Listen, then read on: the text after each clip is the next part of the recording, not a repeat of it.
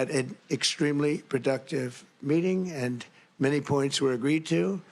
There are just a very few that are left. We didn't get there, but we have a very good chance of getting there. Tonight, no deal yet to end Russia's war in Ukraine. President Trump met with Russian President Vladimir Putin today during a high-stakes peace summit in Alaska. President Trump says the conflict is far from over, while President Putin claims an agreement could, quote, pave the path forward towards peace in Ukraine. Good evening, and thanks so much for joining us. Russ Mitchell has the evening off. The meeting lasted for nearly 3 hours, but it is still unclear what, if anything, was decided to put the end to the fighting. NBC's Jay Gray joins us live from Anchorage, Alaska tonight with more on what the two leaders discussed. Jay, good evening.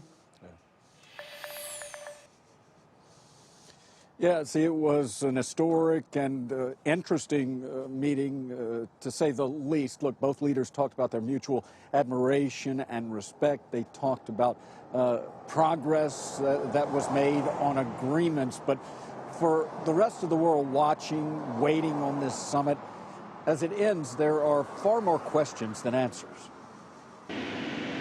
President Trump, after rolling out the red carpet literally for Vladimir Putin, providing a ride in the presidential beast limousine despite a waiting Russian vehicle and nearly 3 hours of talks behind closed doors. There's no deal until there's a deal. No deal, despite both leaders. I expect that today's agreements will be the starting point. Referring to agreements. Many points were agreed to.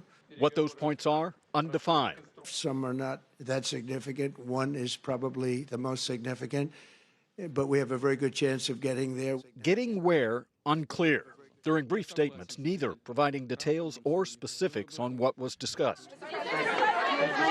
And refusing to answer any questions. I was hoping to hear that there would be a trilateral meeting. That didn't come out of this. I was hoping to hear there'd be a ceasefire. That didn't come out of this. Pre-summit skepticism from officials in Ukraine giving way to frustration. A member of parliament posting, it seems that Putin has gained more time. No ceasefire or de-escalation has been agreed upon. And I want to see if we can get it done. In a post-summit interview on Fox, the president saying the next step to a ceasefire is another summit. They're going to set up a meeting now between President Zelenskyy and President Putin, and myself, I guess. Though, like most everything else unfolding here today, there are no details about where, when, or how that might happen.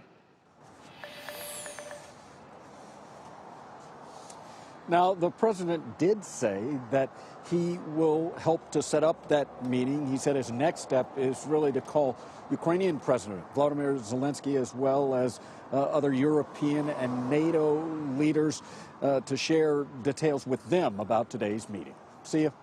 Jay Gray live in Anchorage, Alaska. Thank you.